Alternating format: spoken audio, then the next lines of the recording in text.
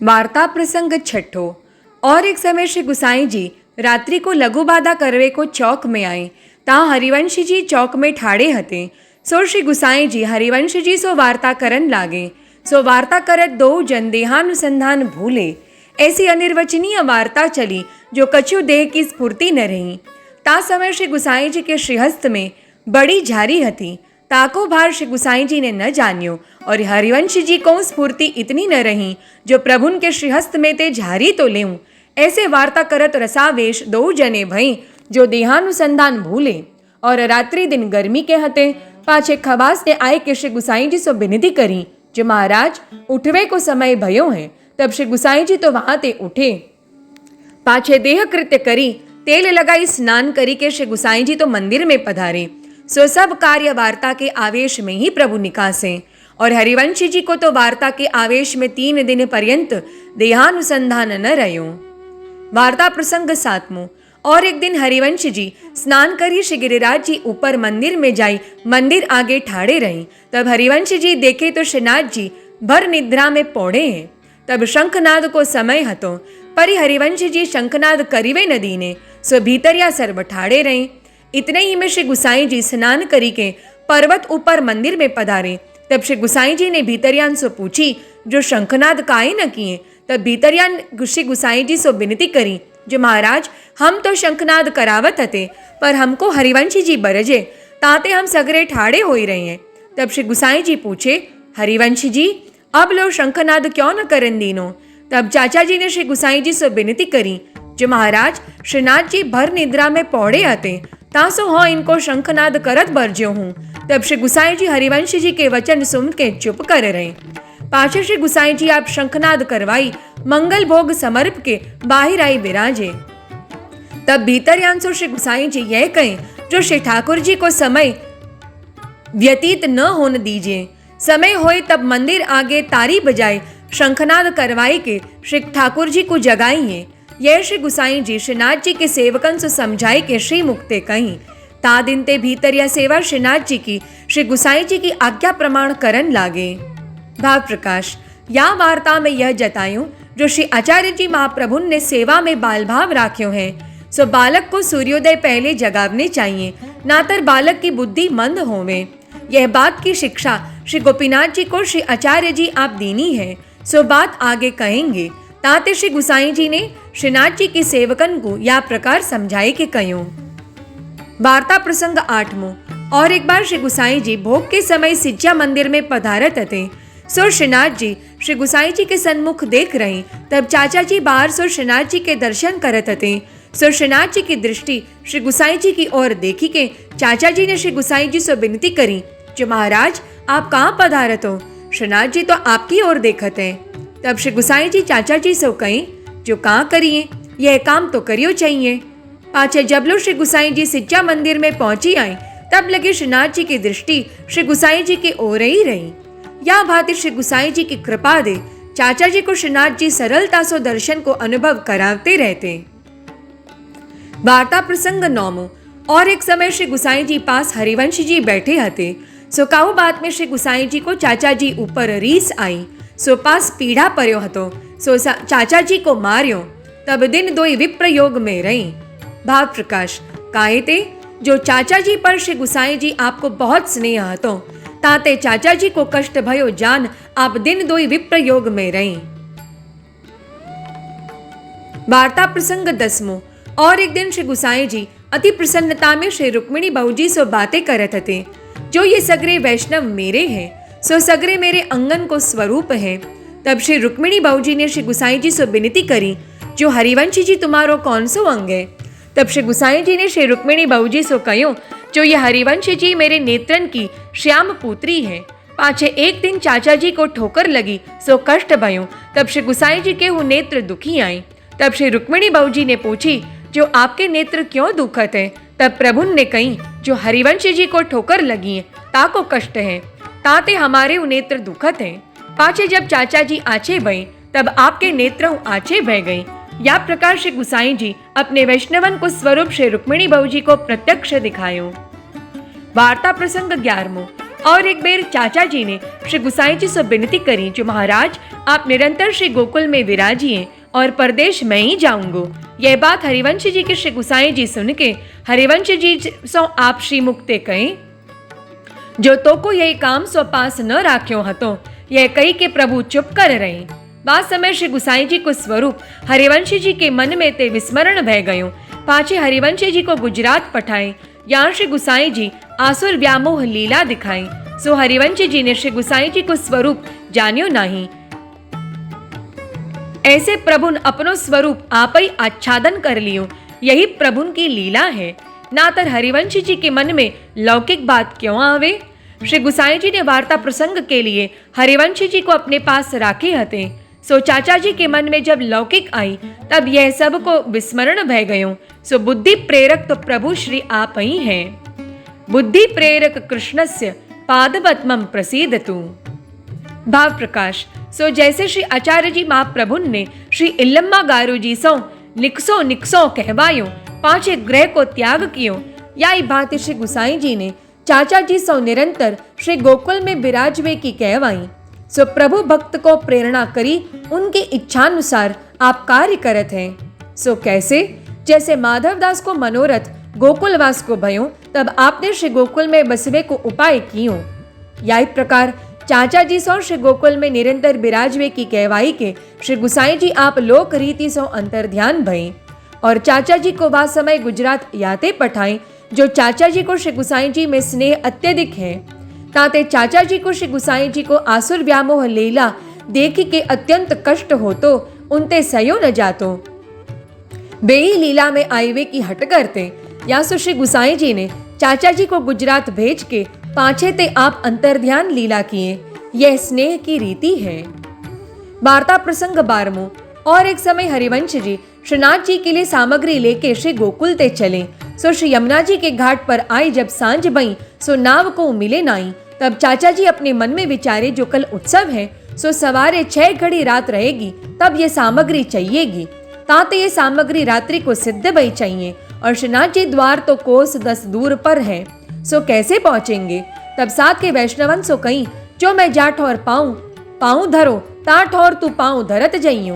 पाछे चाचा जी आगे आगे भगवत नाम लेते जाएं और श्री यमुना जी में पांव धरते जाएं। सो वह वैष्णव हूँ, चाचा जी के पांव के ऊपर पांव धरत चले। तब कछुक दूर तो गए, पाछे वह वैष्णवन ने अपने मन में विचारी, जो चाचा हरिवंश जी के पांव पर पांव क्यों धरो, मैं हूँ अपने मुख ते भगवत नाम लेत चलियो जाऊंगो। पाछे वह वैष्णव तो अपने मुख ते भगवत नाम लेत पांव न्यारो धरियो। तब वैष्णव तो श्री यमुना जी में डूबन लाग्यो। तब वाने घोर पुकार्यो। तब चाचा हरिवंश जी ने वह वैष्णव सो कहो, जो मैं तो सो कही हती, जो जाट और मैं पांव धरू, ताठ और तू धरियो, सो न्यारो क्यों धरियो। तब वह वैष्णव ने अपने मन की बात चाचा जी सो कही, जो चाचा जी मैंने तो अपने मन में विचारियो, जो हूँ भगवत नाम लेत चलो, न्यारो पांव धरो। तब चाचा जी ने कहो, जो मैंने भगवत नाम लियो, सो तो श्री ठाकुर जी ने सुनियो है और तेरो अजऊ नाई सुनियो। ता पाछे हरिवंश जी वह वैष्णव की बाँ पकड़ के वह को पार लेके चले। सो वह वैष्णव को ऐसो महात्म्य दिखायो। ता पाछे हरिवंश जी श्रीनाथ जी द्वार आए। तहाँ श्री गुसाई जी को साष्टांग दंडौत किए। पाछे सामग्री भंडार में सौंप आप घर जाई के सोई रहे। पाछे वह वैष्णव ने श्री गुसाई जी सो अपने सर्व समाचार कहे और पूछे, जो महाराज चाचा जी ने कहो, जो मैंने भगवत नाम लियो, सो तो श्री ठाकुर जी सुनियो है और तेरो अजऊ सुनियो नहीं। सो कहाँ। तब श्री गुसाई जी आप आज्ञा किए, जो जब तई प्रभु जीव को कियो सुमिरन सेवा अंगीकार करे नहीं, तब लो वह दृढ़ होए नहीं और दृढ़ भय बिना फल की सिद्धि है नहीं। सो चाचा जी को भगवत नाम दृढ़ भयो है, ताते उनमें अष्टाक्षर को महात्म्य प्रगट रूप ते विराजित है और तुम्हारी अभी दृढ़ नहीं, ताते भगवदीय के संग की अपेक्षा है। तब बा वैष्णव ने श्री गुसाई जी से विनती करी, जो महाराज चाचा जी में अष्टाक्षर को महात्म्य प्रगट रूप में विराजित है, सो कैसे दीसे। तब श्री गुसाई जी व वैष्णव को आज्ञा किए, जो तुम चाचा जी के घर जाओ, तहाँ तुमको वह प्रगट दिखेगो। तब वह वैष्णव चाचा जी के घर गयो। सो वहाँ देखे तो हरिवंश जी सोए हैं और उनके रोम रोम में ते अष्टाक्षर की ध्वनि निकसत है। सो यह देख के वह वैष्णव को संदेह सगरो निवृत्त भयो। भाव प्रकाश। या वार्ता में यह संदेह होई, जो पुष्टि मार्ग में प्रभु जीव को वर्ण करते तब जीव शरण आवत है। सो शरण आए जीव को सेवा सुमिरन प्रभु आप अंगीकार करत है ही। तब यहाँ यह क्यों कहें जो प्रभु अंगीकार करे तब दृढ़ होई। ता कहते जो प्रभु कृपा करके जीव को अपनी ओर ते शरण लेते हैं, पर जीव को भाव जब लो स्थायी न होई तब लो बाको कियो साधन फले नाही। ताते जीव को प्रभु की शरण की भावना अष्टाक्षर आदि निरंतर करत रहनी चाहिए। भगवदीय को संग करनो अत्यावश्यक। भगवत सेवा में तत्पर रहनो। जब बाको भाव स्थिर हुई तब स्थायी भाव ते लियो नाम सेवा आदि सब तत्काल फले। यह सिद्धांत दिखायो। वार्ता प्रसंग 13। और एक बेर गुजरात के वैष्णवन ने चाचा जी से विनती करी जो हमारे तो लौकिक प्रबल ताते हम श्री गोकुल जाई सकत नहीं, तासो हमको श्री गोकुलनाथ जी के दर्शन कैसे हुई। ऐसी उन वैष्णवन विनती करी। तब चाचा जी राजनगर जाए के श्री गोकुलनाथ जी को यह विनती पत्र लिखी मनुष्य घर को पठायो जो राज आप श्री द्वारका जी न पधारोगे तो श्री वल्लभ कुल को श्री द्वारका जी न पधारेंगे। ताते एक बेर तो आप अवश्य करी श्री द्वारका जी को पधारिए। सो वह चाचा हरिवंश जी को विनती पत्र मनुष्य लेके चलियो। सो कछुक दिन में श्री गोकुल में आई के श्री गोकुलनाथ जी को दियो। सो चापा भाई भंडारी ने श्री गोकुलनाथ जी के आगे वह पत्र वाच सुनायो। पाछे श्री गोकुलनाथ जी ने चापा भाई से कहो जो हमको तो श्री द्वारका जी अवश्य जानो है। सो श्री गोकुलनाथ जी ने प्रथम संकल्प कर्यो हतो जो मेरे द्रव्य निमित्त परदेश न जानो। पर श्री द्वारका जी को महात्म्य विचार्यो और चाचा हरिवंश जी ने लिख्यो हतो तासो आप श्री गोकुलनाथ जी श्री द्वारका जी को पधारे। सो प्रथम राजनगर पधारे। ता थोड़े से दिन रही के श्री गोकुलनाथ जी श्री द्वारका जी को पधारे। सो दिन तेरे श्री द्वारका जी में रही। पाछे फिर श्री गोकुलनाथ जी राजनगर को पधारे। तब चाचा हरिवंश जी श्री गोकुलनाथ जी के साथ हते। पाछे श्री गोकुलनाथ जी श्री गोकुल को पधारे। सो चाचा जी को श्री गोकुलनाथ जी परदेश ही में छोड़ आए हते। सो केतेक दिन में चाचा जी परदेश ते श्री गोकुल आई के द्रव्य श्री गिरधर जी को सौंप के आप श्रीनाथ जी के दर्शन को चाचा जी आई। सो तहाँ पर्वत ऊपर चाचा हरिवंश जी श्रीनाथ जी के दर्शन करके रामदास जी भीतरिया। सो चाचा जी पूछे जो रामदास जी अब कहाँ समाचार हैं। तब रामदास जी चाचा हरिवंश जी सो कहीं जो चाचा जी समाचार तो तब कहीवे में आवे जो कछु वाकी छोरी पधारी हुई, पर अब तो एक बेटा श्री गोकुलनाथ जी हैं। यह इतनो वचन रामदास जी चाचा हरिवंश जी सो कहो। पाछे चाचा जी सो रामदास जी ने पूछ्यो जो तुम्हारे कहाँ समाचार है। तब चाचा जी रामदास जी सो कहीं जो रामदास जी अब तो पंचाध्याय सगरी पाठ करियत है। ताको हेतु यह है जो तब तो एक श्लोक कहते ताको आप श्री गुसाई जी अर्थ करते ताके आवेश में कितने दिन पर्यंत छके रहते। सो अब पाठों करे होत नहीं ऐसो समय आयो है। सो वह समय तो प्रभुन के साथ ही गयो। वार्ता प्रसंग 14। और एक समय श्री गोकुलनाथ जी और श्री घनश्याम जी ये दो भाई बैठे आपस में वार्ता करत थे। ताई समय चाचा हरिवंश जी श्री गोकुलनाथ जी के दर्शन को बैठक में आए। तब चाचा जी दंडौत करके श्री गोकुलनाथ जी सो श्री घनश्याम जी सो कहीं जो बाबा और वार्ता कहाँ कहतो अब अपनी पोथी समारो। सो ये दो भाई चाचा हरिवंश जी के वचन उपदेश करी मानद भई। सो दूसरे दिन ते श्री गोकुलनाथ जी और श्री घनश्याम जी श्री भागवत की टीका श्री सुबोधनी जी श्री गुसाई जी कृत टिप्पणी यह अहर्निश वाचते और श्री हरिवंश जी पास बैठे सुनते रहते। ऐसे अहर्निश रसावेश में रहते और तादृशिन के भाव को विचार करते। यो करत जहाँ कहूँ न समझ पड़े तो श्री घनश्याम जी श्री गिरधर जी पास जाई के पूछते।